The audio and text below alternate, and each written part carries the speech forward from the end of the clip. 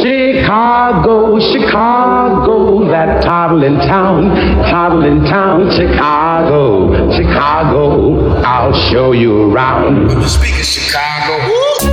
The corner was our magic, our music, our politics. Fires raised as tribal dances and war cries broke out of different quarters. Power to the people. If you don't know by now, I'm talking about Shot-Town.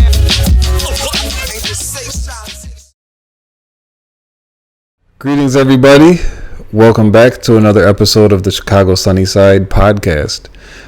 We are here. Unfortunately, two of our normal hosts are not available today, so I'm here with our special guest, Ameera Pernebsati.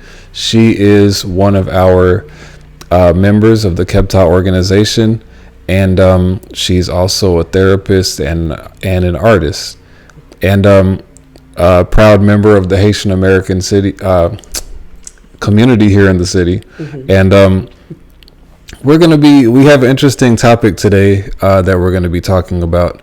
Our guest that we were supposed to have late last week had to cancel because she had an emergency come up dealing with a young lady who was a victim of sex trafficking.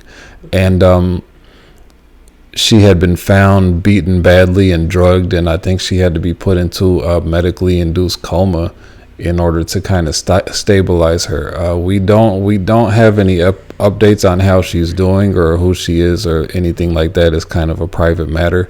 However, and we don't want to say who the guest is until she's ready to come really, be on the podcast, and then we can talk more about that specific situation if she wants to, or the specific topic in general, because it got us to wanting to talk about this topic of sex trafficking and human trafficking in general, which has become like an epidemic problem really worldwide. But before we get into the topic, would you like to say a little more about yourself? Sure. Ujjayi, everyone. Greetings. As Kasabez said, my name is Ameera Pernebsati, and I am a licensed clinical social worker who does trauma-informed psychodynamic care for folks in the Southside neighborhood, Chicago area.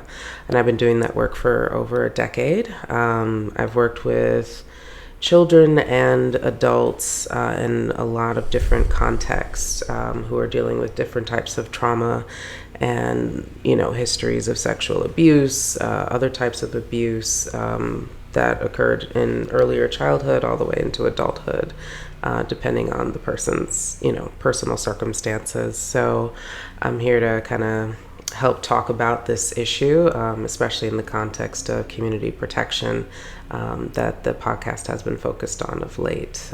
So I'm glad we have a chance to bring this important issue to light and, spread some awareness and, hopefully folks can feel empowered to find some resources or, talk to someone about these very important and very personal matters. And to start, yes, thanks for being here and on short notice. So I'm glad you can be a part of this. And really, my interest in wanting to have you talk about this is based on a conversation we had a while back where you were just expressing that there were a lot of girls going missing around the neighborhood of South Chicago, Commercial Avenue and that area, which you hear about missing girls and women, but the degree to which it's become a problem is something that I think a lot of times goes over our heads. Unless we know someone who's been affected by the problems personally, it can be easy to kind of like hear it, but it goes in one ear, out the other. And that's why I really wanted to push to have this topic, push this topic to the forefront, because I didn't want to hear about it and then let that happen again where we don't get to really talk about it, and especially now that we have this platform. So could you explain a little bit about your, some of what you've heard going on with this? Yeah, it's a very complicated issue. It has a lot of layers to it. And I mean, it's one of those issues where once you start looking into it, you realize that there are failures at every level that it would take to keep vulnerable people protected, from children to adults. But in Chicago in particular, there is a really huge problem of young girls, young children going missing that are not found. There's not a lot of resources put into looking for them. The cases are normally not taken seriously, even when the cases are quite serious. So, there is this kind of issue of just not really any accountability in Chicago around this. There have been news articles exposing, kind of what happens to these cases once they do get to the police department, if they're even taken seriously. The folks who are assigned to work on those cases don't get the resources to actually do the investigation. If they do decide to take it up seriously, families are usually left with having to do these searches on their own, or if they have any community resources or support, they can get help and support that way. But very often, girls go missing, might be found, are usually found already deceased, but there isn't always an investigation done as to what has happened to them. If we base it on the actions of the city, the police, it doesn't look like anyone cares what happens to these children, to these girls. And which is really unfortunate. How many girls are we talking about? Do you have any numbers or estimated numbers? I don't have any estimated numbers. Because I was looking up some data today, and it's in Chicago alone. And I'm not sure how old this article was that I'm looking at, but at the time it was close to 1,000 unsolved disappearances of girls and women. Yeah. Or let's say missing persons. And then nationwide, I think it's tens of thousands of missing girls and women. And it's just it's appalling to think about that. We have all these people disappearing, nobody knows what's going on, and then nobody really wants to talk about it. Yeah, and we can assume that those numbers are much higher, underreported. Yes, because when a family is going to the police station, sometimes they're discouraged from filing the missing persons report. If we're dealing with someone who has any history of running away from home, the police are just not as likely to take it seriously or take the report as a missing persons report.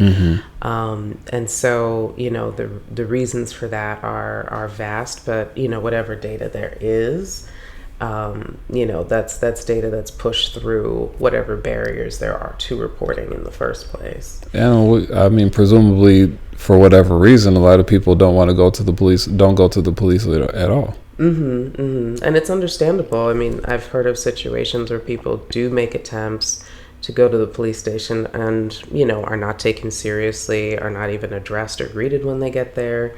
Sometimes they're just carrying on, doing whatever they're doing at their desk instead of trying to help the person that's coming to the counter. And it takes so much courage to actually get there and walk up to them to try to report something. So it's a very discouraging process all the way through. Yeah, and I wonder, with all the different community organizations we do have some shelters that are in place for battered women or women who have been abused and things of that nature. But in terms of trying to, for one thing, prevent these type of situations, these girls from going missing, being kidnapped, and maybe even educate young girls on how to protect themselves. Are you aware of any resources right now? It's even that part of it is complicated because when we're talking about girls, we're talking about children, and children are vulnerable by nature. Right. They're not able to protect themselves from a grown adult who is intentionally seeking them out, being predatory, having the intent to abuse them in some way. This is a defenseless group of people we're talking about. And what are the ways that they kind of target them? How does this end up happening? It can happen a number of ways, and it can happen anywhere. Like, I don't care how affluent a neighborhood is. I don't care how protected a neighborhood looks. It's happening everywhere. But usually when you have someone who is intending to abuse a child, they are most likely looking for children that are not supervised constantly, which is really hard to do for children because, parents do have to work. Daycare is a necessity for a lot of families. Children have to go to school. Sometimes they have to go to school on their own. Like there are a lot of opportunities where children are just unsupervised just because of how our society functions. But even in situations where, say, the parents are divorced or so wrapped up in drama between each other that a lot of the child supervision needs are being neglected, that creates a lot of window of opportunity for someone to kind of like be a consistent person for that child when the adults in their lives that are supposed to be are not. So often when these kidnappings happen, and I imagine there's a variety of different ways that it can happen, but often it can be someone who actually knows the girl, right? Yes. Most times it's not a complete stranger. It is someone who is sometimes within the family. More often than we realize, it is someone within the family.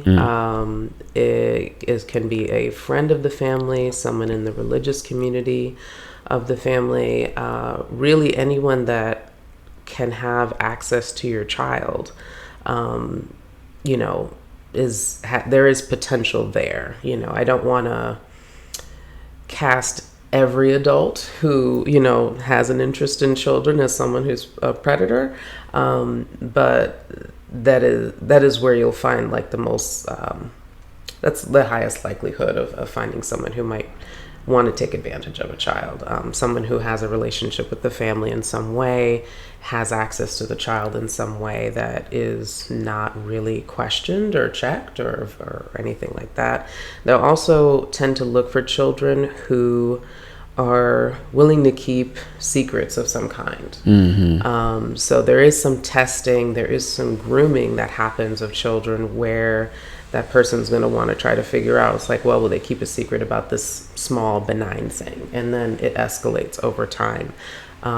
So, when we think about what happens when a child goes missing, that process of them being taken has been going on for months, might have been going on for well over a year. And the person has finally acted in a way where, okay, we now know something is very wrong. This child is missing all of a sudden, or they've been abused in some way, or perhaps the child has come forward to an adult that they trust about what's going on with them. But that process can take a long time. There's a lot of patience that folks have to make sure that the child that they're trying to get to will basically not get them in trouble. Maybe not report. And they'd have ways of testing to see if a child is going to say something or not. So encouraging children to tell their parents, tell someone they trust. If somebody is asking them to keep secrets, if they're trying to be alone with the child in situations that don't make sense for an adult and a child to be alone together. Making sure that the child is supervised in some capacity at all times. By adults that you trust, So there's no foolproof way, but that can certainly help a lot. I think as long as they believe it can happen in secret, or something can be done in the dark, then that's what gives them free rein. If they think somebody's going to blow a whistle on it, bring any attention to it, even if allegations are denied, even if it gets dropped and whatnot, even making some noise about a potential for a child to be abused can be enough to deter abuse from happening if it hasn't begun yet. Well, yeah, now that we're getting into abuse and even that, when you get into those numbers, women, girls that have been, even boys that have been sexually abused. Yes. That's huge, huge percentage of people in this community are victims, and then you would never know. You would never, a lot of times you never know what someone who you're talking to has been a victim of molestation, rape, and things of that nature. It's really something that, for me personally, it's a little hard to process because that hadn't been my experience growing up, and it's not something I grew up thinking about, having to think about or deal with. But at the same time, it happens. There's all types of things that happen that will be outside of other people's purview. But at the same time, we live in the world with people who are going through all these things, and then to ignore it is just is almost to a sense contributing to the problem to me, because it's like if all of us, in our neighborhoods, were aware, and even nowadays you hear more about human trafficking, you hear more about abuse, you hear more about things like that. I just had to, for some work I'm doing in the school, take a mandated reporter class. And anyone who's like working in school or clergy or medical professionals, things like that, therapists, I'm sure you have to be a mandated reporter. Like everyone has to go through these courses. And so you have a lot of people who aware of the problem, who are aware of even the mechanism that the system has in place to so-called prevent it, but the problem is still the problem. So do you see anything in terms of what can be done to help? Well, I think that having and just for the average listener, not necessarily even talking to the system and things like that, but talking to the average listener, like what can we do as individuals to kind of help? Yeah, I mean, it's very much like if you see something, say something. And, because I think as long as a light can be shined on a questionable situation, that can be enough to deter somebody from trying to at least harm that child. They may move on to a different one, unfortunately. But the more that we can be in community with one another around this, be a bit more comfortable talking about something that is that uncomfortable, the more protected those who are among us who are vulnerable will be in those circumstances. And you don't have to be a mandated reporter to report either. That's just those who are in roles where they're mandated to report anything that comes up that might be neglect, abuse of any kind, and whatnot. But anyone can make a call to DCFS if they need to. And I know that there, can be issues with DCFS, or, people have an idea of what that process means. It doesn't mean a child is going to be taken from their family as soon as you make a call. An investigation has to happen.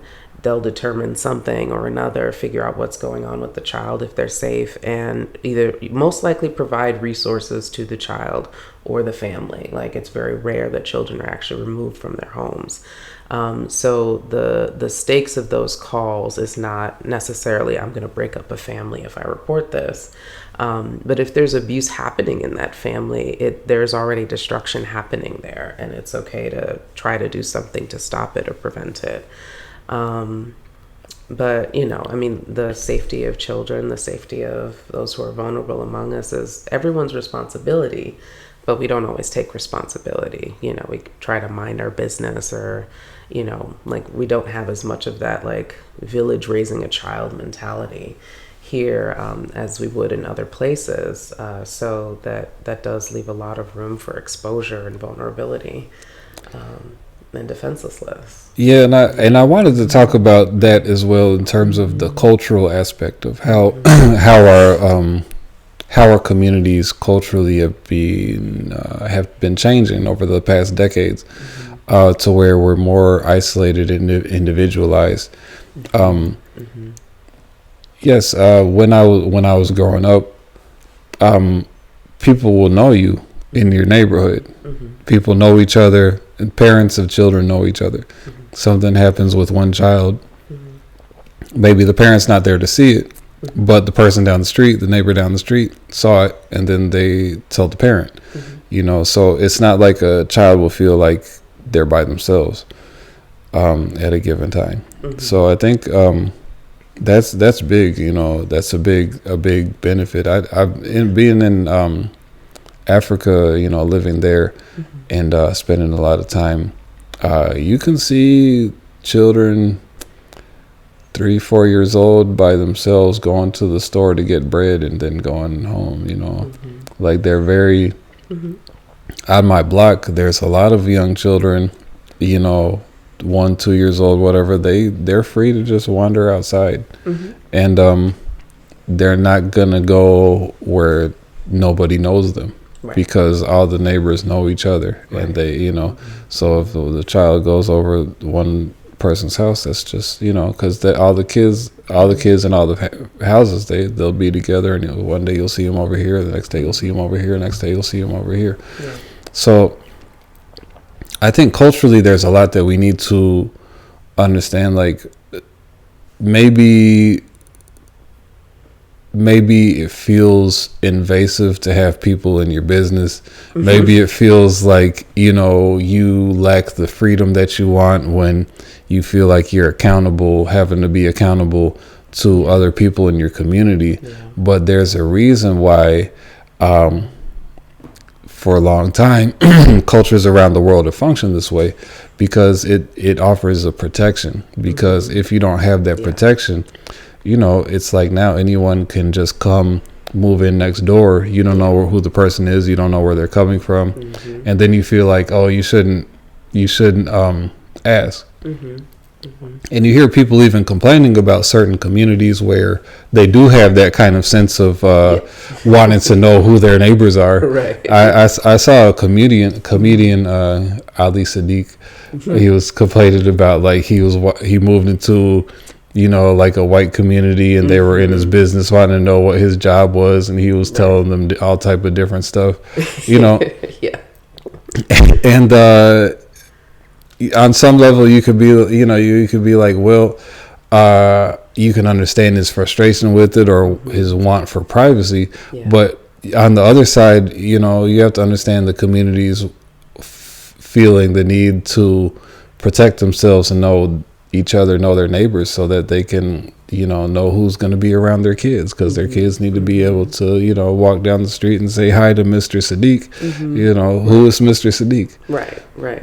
So I mean, it's built-in accountability, you know, when there's community like that. Exactly. Because if everyone knows who you are, if everybody can see you, then you have a community that you have to, like, answer to. You know, if you do mess up, like whether it's, you know, you got drunk and you're laying on the front yard, right, you know, or, you know, you're, you know, acting weird around, you know, this group of kids over here or something, you know, like if you're seen and known, you're much less likely to, you know, do something that's going to work against the community you're a part of. You know, existing in isolation or in these individualized silos, you know, you can kind of behave however you want to. There's a much less accountability in that kind of context.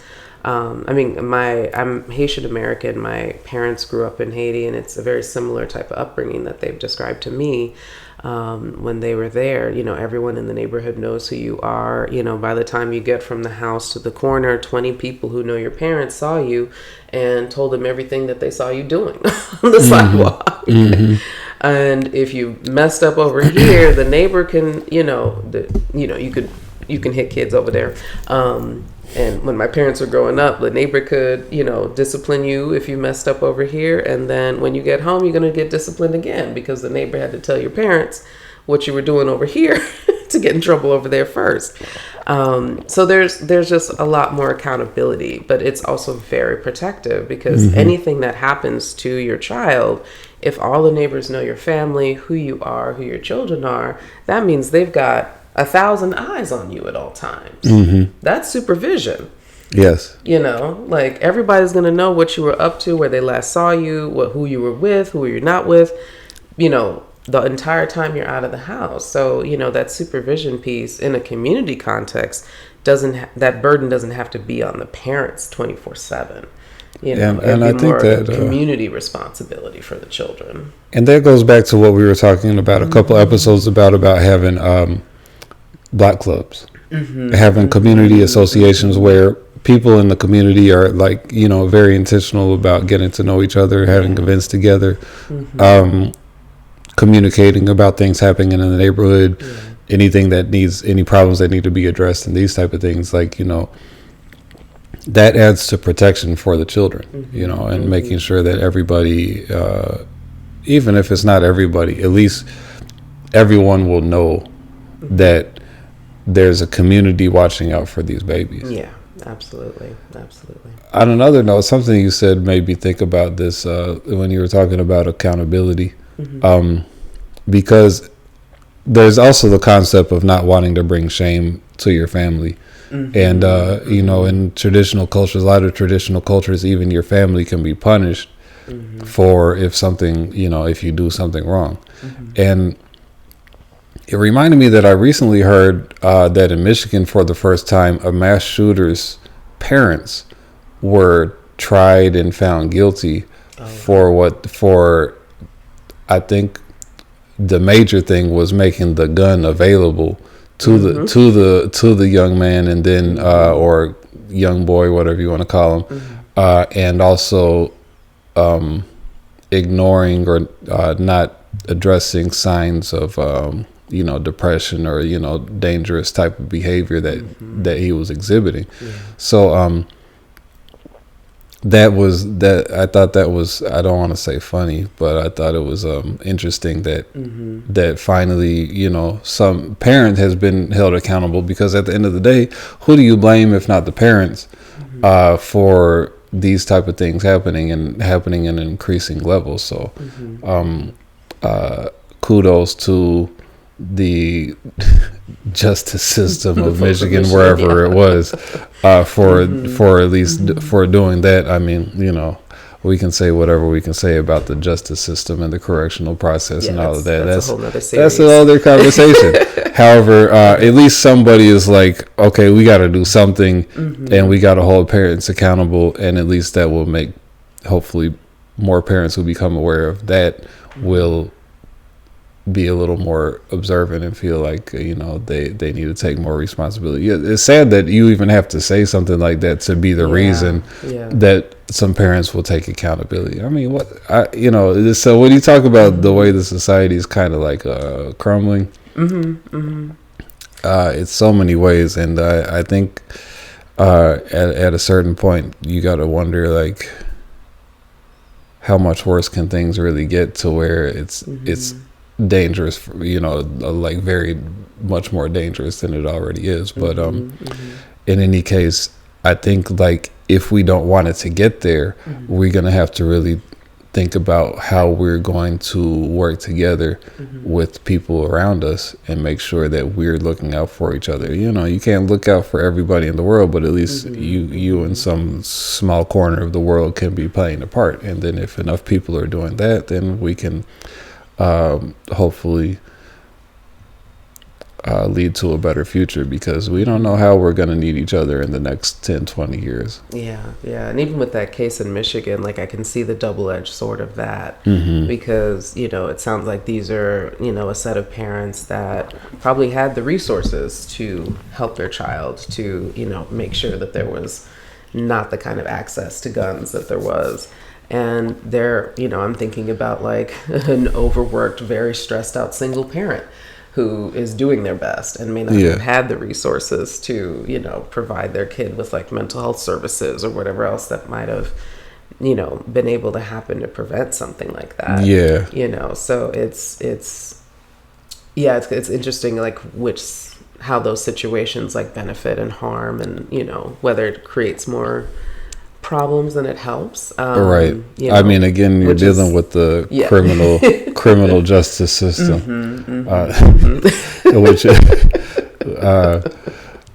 anyway, I get what you're saying, because even the parent who is the one being held accountable is yesterday's child who was being neglected by somebody else, or miseducated by somebody else, or misled by somebody else. And so it goes, like you were saying, it goes so deep and it's so layered of an issue that it, is nuanced, and it's not to say, it's not to try to describe it in a way that is too big to solve. Right. But at least to describe it in a way where we have some understanding of the depth of it, the nuance of it, and to be able to approach it with some intelligence and not just a one size fits all solution or a one size fits all kind of judgment of what's going on. Because each case is going to have its aspects that's unique.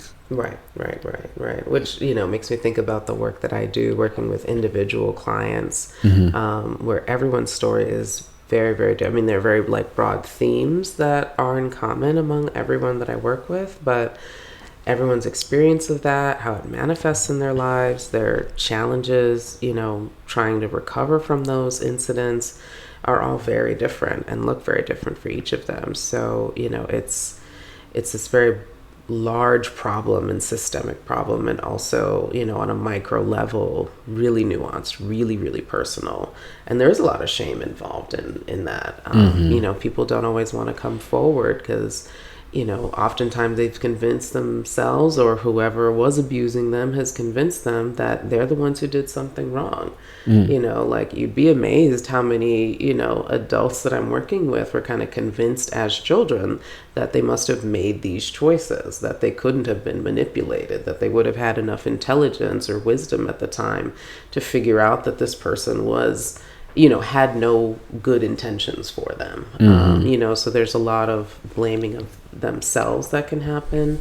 And then, I'm thinking also about some of the foundational, like in-home dynamics that can cause there to be some vulnerability. I mean, when we're thinking about how children learn from the adults around them, they learn how, men and women are supposed to treat each other from the men and women in their lives. Like if they're witnessing abuse, if they're witnessing disrespect, if they're witnessing neglect, like if there's a kid, they see that mommy, there's no man around the house, or mom has a man around and they're not treating her well, like they think, oh, that's how I as a girl will be treated by men. Like they'll replicate whatever they see, have learned at home, because whoever the parents are, whether they're absent, present, whether it's grandparent, that's the model that they're learning from. Right. So whatever they saw and learned growing up is likely what they're going to emulate. And if that was abuse,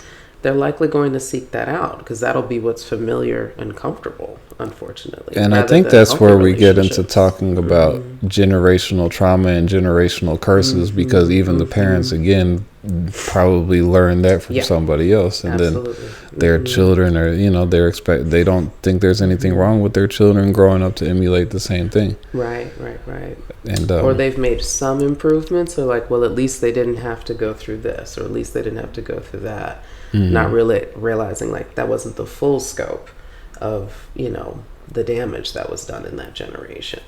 Yes. And, so there's some organizations that are kind of making themselves available. And, because we kind of last minute trying to put this episode together, we don't have a comprehensive list, but what we will do is, like, as we find out more organizations, we will be putting them in the description. But yeah, for sure, education is key. Like, perspective is key.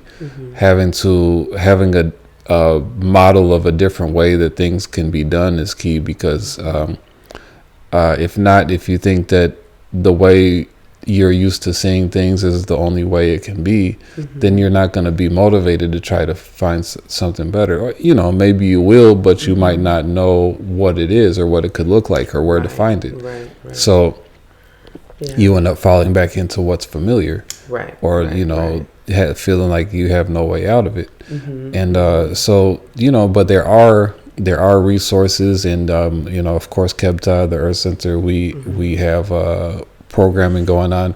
In fact, this coming Saturday, we're going to be starting our men's workshop series where, I know we're talking about missing and disappearing girls, but I think as men, we also need to be aware of these issues and how we can protect our communities and even not be part of the problem.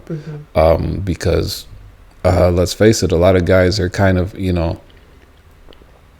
probably feeling desperate, and desperation leads to desperate behavior, because they not knowing how to go about things the right way, they end up going about things the wrong way.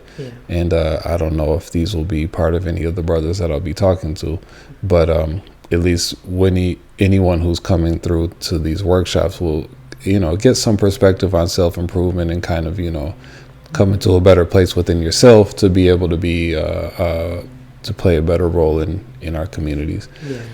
But I think it's so important to understand one's role in community and in family, because I think there's so much confusion around, like, what role am I supposed to play? Do I mind my business? Do I step in? Can I protect this person that clearly needs help? Or am I going to be overstepping if I do? There's just so much confusion around, like, what is my place in this? That can happen. So I'm glad those workshops are happening, because that gives an opportunity to kind of figure out, like, well, what is the role? Yeah, and that's that's really the difficult part with a lot of our families. Most of us who are growing up trying to change our lives, we might be the young people in our family, or we might have siblings who are raising their children and doing things in a different way than what we're doing. And it's like, you can't really impose yourself in a society where it's not set up for you to really have the authority that maybe you would in a traditional setting. Or we've had on the other side, we've had elders come and they start learning things, but they have children who are already grown. So it's like, how much can you even get them out of what you taught them before to go into something new? So these are the type of difficult situations we find ourselves in. You learn better, but then the people around you want to stay with what they're comfortable with. And I've had to come to the realization that everybody is not necessarily the type of person who is ready to change out of what they're used to. Most people are going to just stick with it. And I think for those of us who are ready to make the change, then you start step by step with yourself and your immediate surroundings and those who are receptive to what you're bringing them, and for sure our own children, our own spouses will be part of that, what you call a hot market. Hot market. In marketing terms, you have your hot market and cold market. Like if you try to. I'm a social worker. I don't know nothing about marketing terms.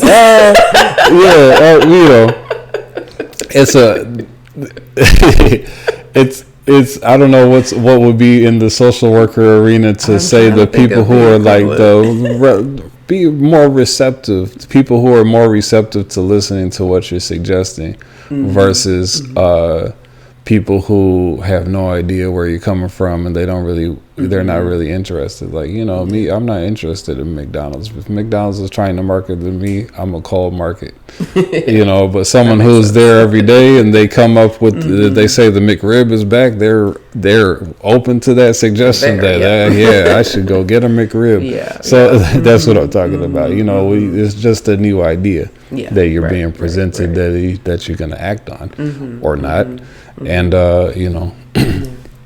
we all have people who are more likely to listen to us, and then sometimes the people who we think should be the ones that would listen to us are the ones who are least likely to actually listen.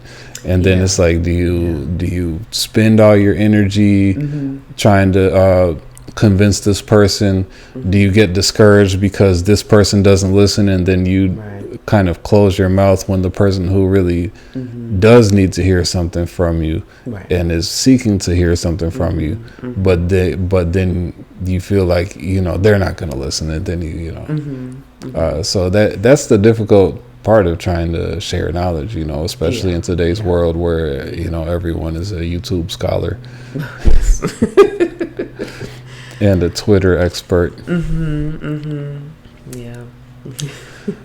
But on the topic of like sex trafficking and human trafficking, I also wanted to bring up another topic that's I've been noticing, and I think I've mentioned before on the podcast before, in previous episodes, but the migrant situation.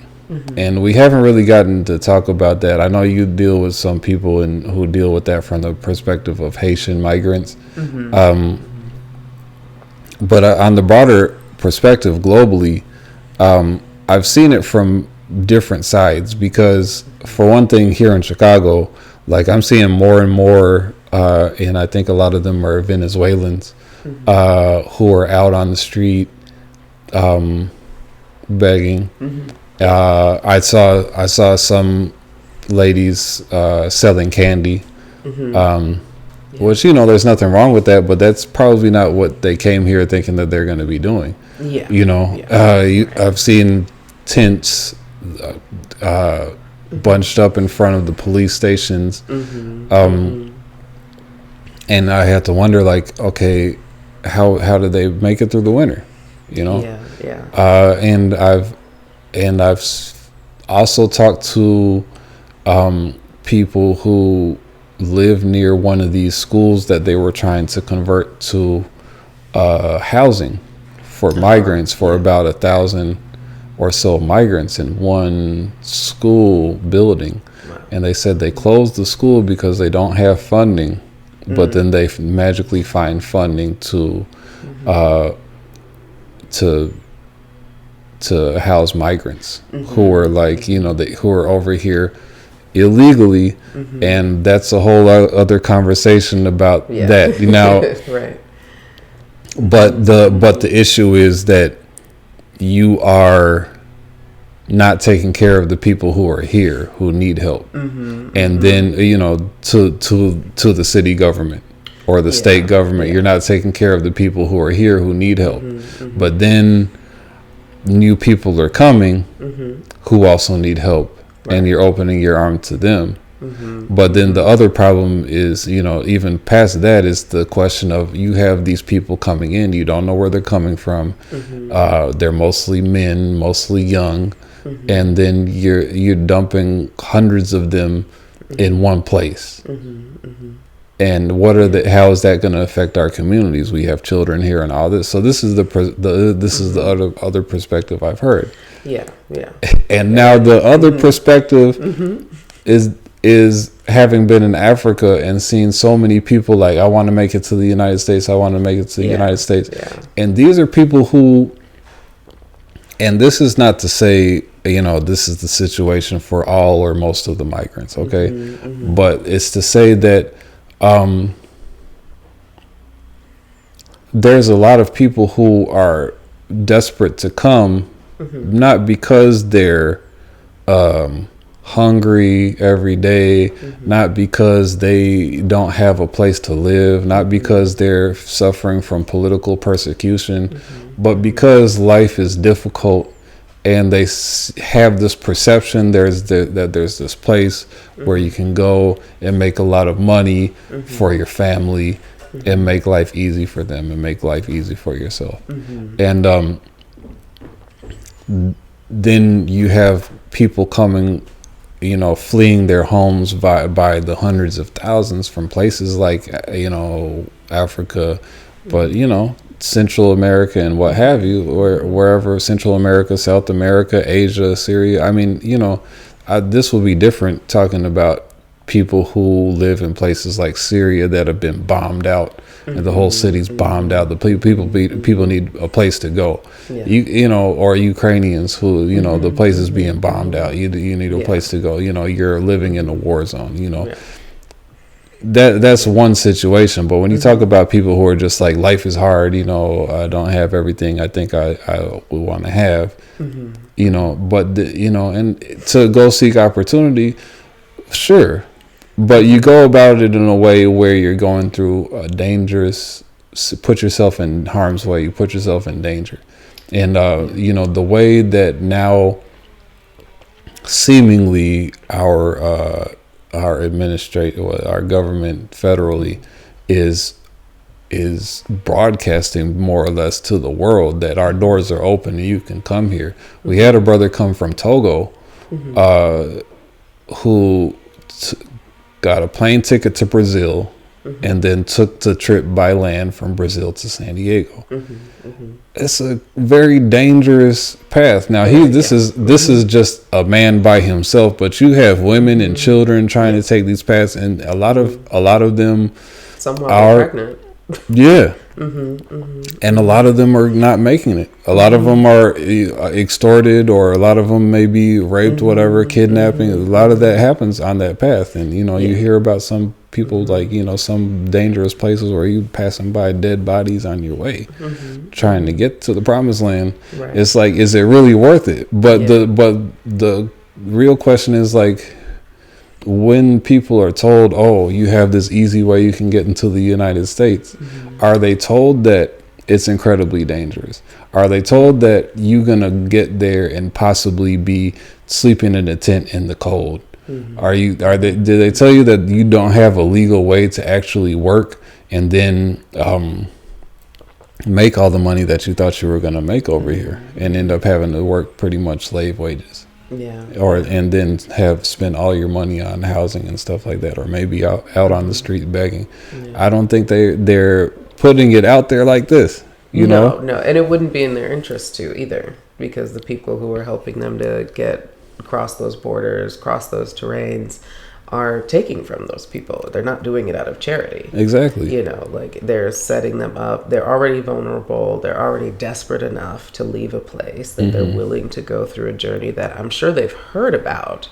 I don't know that anyone is going on that journey, without any knowledge. Maybe not the full extent of what it would feel like to actually go through it, but people know that journey is dangerous, and that it's going to take some time, and that they have to be careful about that journey. And not everyone who's going to help them to go is really helping them. Sometimes it sets them up with a debt that their family back home either has to pay. Sometimes there's coercion, extortion, can be blackmailing, threats to the family that's either back home or in the place that you're going to, that keeps people in these cycles once they've started. Sometimes when people do realize how dangerous it is, and that they might have been better off at home, it's probably too late by then for them to change course. That need for opportunity is very real, because, like, even just that possibility of, like, being able to have an income, to have a job, like, there are places where there's not really that option to find work. It's just not there. So even if it is slave wages to do, yard work or something like that, like, that's still more than what they have back home. And it can still be sent home to help support whoever is still back there. And then when you deal weighing, like, these two options that are both terrible, but this one is still less bad in some situations. When you're talking about places like Haiti or Venezuela that have been systematically and historically kind of had sanctions, had, political... Venezuela currently is under that. And at the same time, while this government is creating sanctions to put people in these type of desperate situations, they're virtue signaling like they're so humanitarian by letting Venezuelans in to be whatever, asylum seekers or whatever they want to call themselves. When they get here, you're the one who created the problem. And then the solution that you're offering is not a solution, because why are these ladies on the street begging? Now this is for those who, these were ladies who might have been in their 40s and 50s. You have to imagine that there's a lot of young women in these situations who end up turning to prostitution and things like this, and end up in these human trafficking situations, the sex trafficking. And then I think I've read how going back to Merita, Africa, not just to the United States, but a lot of people are trying to get to Europe. Europe is obviously closer, but there's like people you could talk to that will get you across the Sahara Desert to the Mediterranean Sea through Libya, which, thanks to Obama, it no longer has any government, or Obama and Hillary Clinton and the French president, whoever he was at the time.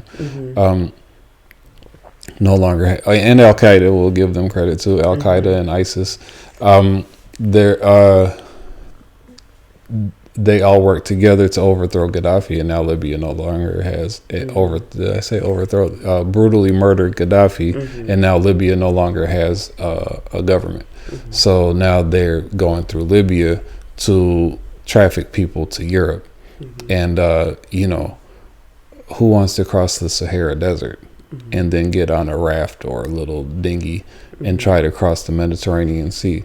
And that's without talking about the predatory people who will be looking to extort them and maybe kidnap them or whatever they might want to do. They can do. They're totally helpless, and they're totally at the mercy. I've read stories of people who are kind of like, it takes years just to get to the place where you're supposed to get on the boat, because you have to do this work to pay off this one, you have to work to pay off this one, just to get from point A to point B and B to C and C to D and all of this. And then by the time they get there, if they manage to get to Europe, they've already been promised to, like, the person who's supposed to be taking care of them, they have to go work with them, and it might be a brothel, or it might be whatever. It might be a whorehouse, basically. That's brothel is the nice way to say whorehouse for those for our young people out there. So these are the kinds of situations that people are in, trying to seek a better life, and unfortunately, just looking from what I've seen in Africa, it's almost like how in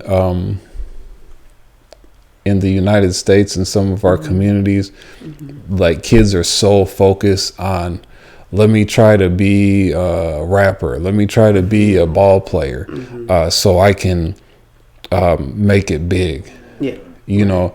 In Africa, their dream of making it big is get to the United States, get to France, get to wherever.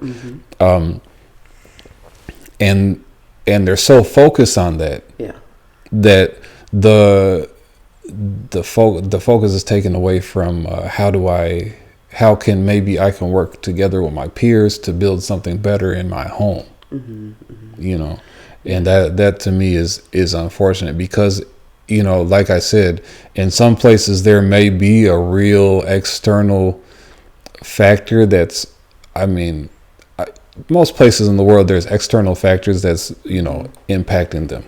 Let's not pretend that it's otherwise. Like, for sure, former colonies of France and Britain, they have their type of exploitation that still goes on a large scale. This is why there's not as much resources available where they are, but it's not to the point where there's nothing they can do to change their lives at home, or there's nothing they can do to build a better future for themselves at home. And then, so it's just interesting to me to see the kind of parallel problem of this kind of hopelessness that we see amongst the young people, whether it's here or abroad. Yeah, and it makes me think about what's modeled to them where they are, and I think about what happens in Haiti, and where people actually see resources coming from. Like, it's not, even though Haiti is rich in resources, the money is not always coming from Haiti. And that's for systematic reasons, sanctions, even the rice that we grow in country is, kind of undercut by the American rice, because they won't let us price it fairly compared to American rice. So there are ways that we're systemically disadvantaged in that sense.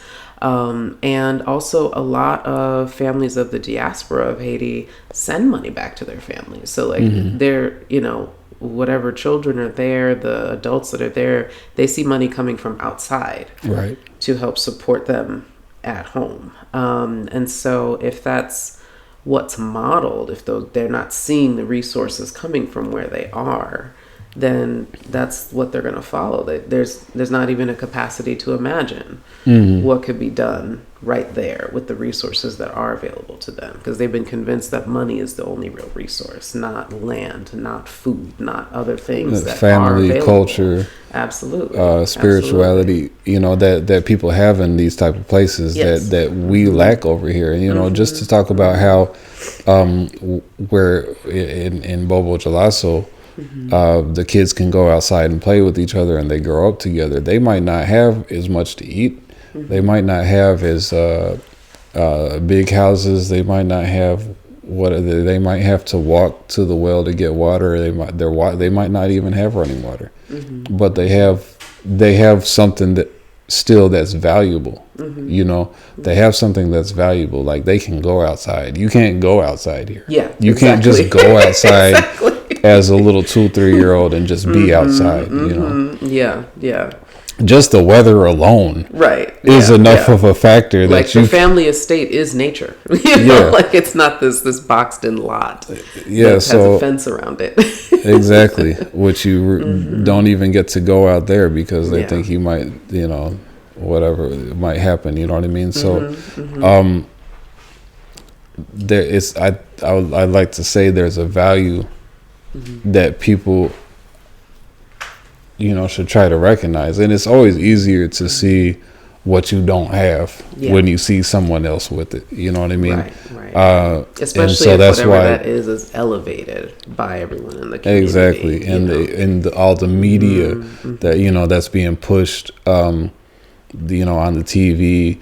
And now so many people through their cell phones have access to social media, TikTok videos, and whatever, Facebook, Instagram, all of that is there. So it's like more than ever being pumped out to people. So I mean, I would love to see more of us have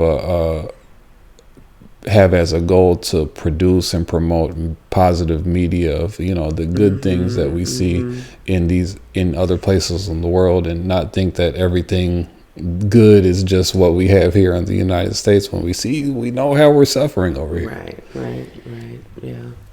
And I do wish there were more honesty about that internationally, and from the diaspora, like how difficult it is here. I think it's just hard to make the comparison. That idea of the American dream and the land of opportunity is just so, like, that propaganda has been so successful. Yeah, well, on us and on us here and abroad. Like we know we're suffering, but we don't think that there's something somewhere that we can use to help us. We don't know that it's there. We don't know what it is, and we don't know how it should look like, and we don't know how to get it. And so we end up thinking that our material, whatever, is the reason why we should be happy with our lives, and then other people think because we have it we must be happy, because maybe that's the thing that they lack when they have all the other stuff that we're lacking. It's just an interesting dilemma, and I always think of how fortunate we are to have that window into something different, and what boggles my mind is when you get that window and then you still don't want to go do what it takes to go get what you're missing. But and because you're not the one to necessarily know what it's going to take, you just have to be ready to do what it takes. I think a lot of people feel like they've reached a point of no return sometimes, like when you've bought into the system or an institution and you've put so much energy. But what about your kids though? It's hard to turn around. Like, people convince themselves that they can't at a certain point, I work with a lot of students who are getting their PhDs, and inevitably we come to the question of, do you really actually want this degree? Because look how much this is taking from you to get there. Like, you are compromising your well-being, your mental health, like, you know, your sense of self is being compromised trying to pursue this piece of paper from an institution that does not care about your well-being.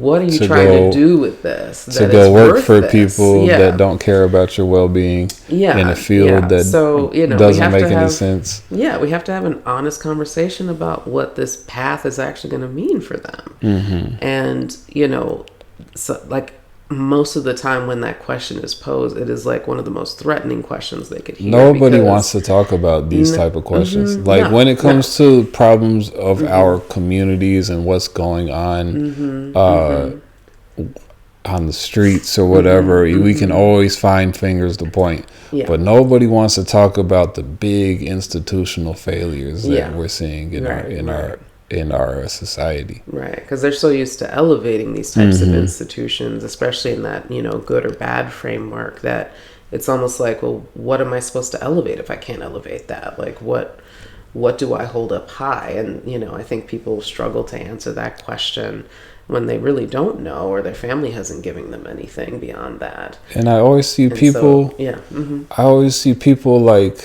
so proud posting pictures of their kids graduating from this, graduating from that. And to me, it's like, well, you know, and I know that this is what type of institution this is that your kids are graduating from. These are not people who just are locked in the system and don't know what it is. Like, they know what it is, and they're still just with so much pride, like, look at my baby.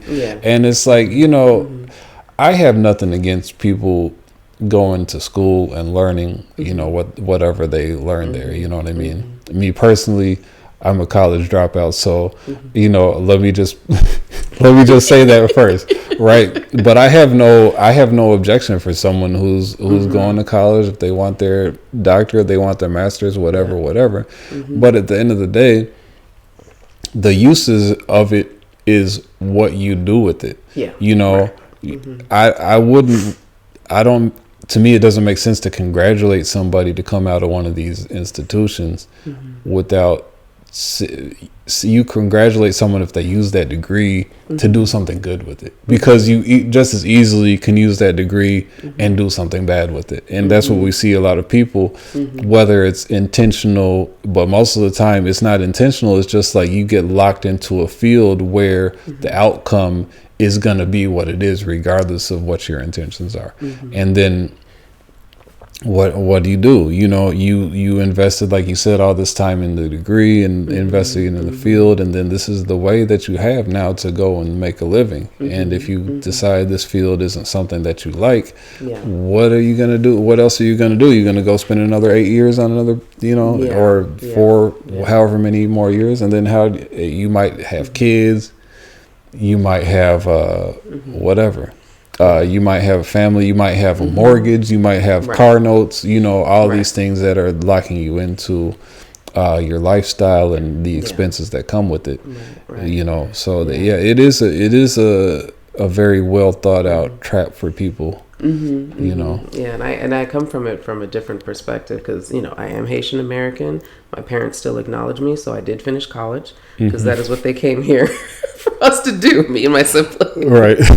So I finished. I got my pictures with my parents with my papers. They're very proud of me, and would not be mad if I decided to go back to school for something else, even now. But you know, I think for me, finishing college was about making sure I did what my parents made a lot of sacrifices to come here to make sure we had the opportunity to do. I didn't want those efforts or energies that they put into it to be in vain whatsoever. So, you know, it wasn't really until after college, and I still like studied what I was passionate about, like what I was interested in, but it wasn't until after college that I was all like, okay, now what am I going to do with my life? Like, what do I want this to look like for me? Because I fulfilled what my parents set out to do at this point. You know, what are the next steps? So, you know, that I felt like I had a little bit more autonomy, and that I wasn't going to be disowned at that point. Right. if I didn't finish. But that's kind of the pressures that me and my siblings and everybody in my family, my generation of cousins, has been dealing with. So.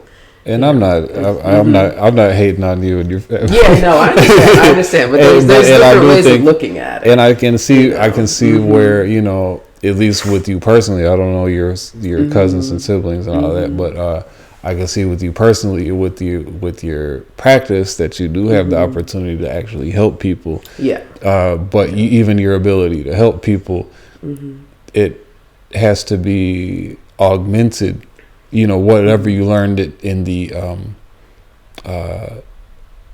the schools that you went to has to be augmented with cultural understanding that you can also use to help people. And so that's really my point, is that you just wish that that people will take that perspective of wanting to make sure, like, okay, now that I graduated, how am I gonna do good in the world, and make sure that because there's a level of indoctrination that happens in these institutions where you can get led. I think in our conversation with Obari a couple months ago, we talked about that as well. How there's a brainwash institution, and you have to really fight to maintain yourself, even if you do have a strongest foundation as you can have. Absolutely. Yeah. No, and I think having a very, really strong foundation in who I am as a person, who my people are, who my family is, helped to ground me through that process of getting through those degrees that I have. Then those experiences certainly shook that a lot. Like, it took a lot to keep myself grounded during that time. But yeah, so it's a complex process. And I think that as far as like pursuing those kinds of things, like, I think if you don't quite know what that certificate, degree, whatever it is going to help you to do, then why are you pursuing it? Like, if that's the barrier for you to do something that you want to do, then go ahead and like just get that out of the way, do what you have to do so that you can get to the part that you're trying to get to. But if it doesn't help you to do anything, if you're not going to use it, then what is the purpose, really? Right. What's the value of it? Yeah. And we were trying to get our sister Jazra back on. She was on with on Costa, but she's someone who's also from a immigrant family. Yeah. Whose parents were very driven to make sure that she got her education, and she went and got multiple degrees, none of which she's currently using. At least using my last one to at least professionally anyway. So something my mom used to say when I was younger is you're going to get an education even if I have to open your head and put it in there myself. So that's how serious my parents were. Oh, mom. Yes, I know her mom. I can see her saying that. Yeah, I think we've gone a little bit astray from our topic, but at the end of the day, it's all connected because it's all part of the same social construct. And you have, you have one side and then you have another side. And I think there's so much of a disconnect where certain people don't want to deal with other people. Or you think like you work to make your life a certain way, so there's certain type of problems you don't have to deal with, but you forget about the people who are dealing with those problems, and then it's kind of like you being the one to with the resources that can help. Why wouldn't you see what you can do? And so this is my message to everybody. We don't have all the answers. But at least see what you can do to build stronger bonds with your communities and the people around you, so that you'll increase your network of people who will be looking out for you and people you love, and people who want to see them be well and make sure nothing bad happens to them. It's for each of our own well-being, but also because we can help others too. And the person that you help today could be the person that helps you tomorrow. And the person that you don't help today could be the person that hurts you tomorrow. It's that simple. So, hopefully we can look to have more collective solutions, because we know whatever, I mean, like I said, the government is trying to raise more awareness about the human trafficking problem. You can see, you hear about it more. We don't get to hear more in details about what's behind it, how it happens and things of that nature, but at least you hear more about it. But at the same time, we know that it's still happening and probably getting worse. So like, we don't need to be just waiting on the government to tell us what to do, or to, you know, or to provide solutions for us. We should be also looking to collectively come up with solutions. And like I said, you know, as we talked to Marquin McDonald a couple episodes ago, about the importance of black club associations, where people in the area will get to know each other and do things together, and look out for each other. That will be very important. And again, we'll link WatchGuard Chicago in the description as well for the YouTube and the, you know, other podcast platforms that we're on. And while we're talking about our podcast platforms, make sure to like this video or this podcast, and make sure that you are subscribing and signing up for notifications, so that you can always know when we have new episodes coming up. And share on all your social media platforms. Absolutely. Thanks so much for that addition. And that's all I have for this episode. Do you have anything for the people? I'm just thank you for having me on this episode. It's a really broad and important topic, and you know, I hope there'll be opportunities to dive more deeply into some like of the pockets of this. You know, and you know, I'm glad that I could be part of this ambitious conversation. All right, thanks again for coming on, and we'll see you all, our listeners. Thanks for tuning in. We'll see you again on the sunny side. Take care. Life can be so sweet on the sunny side of the street.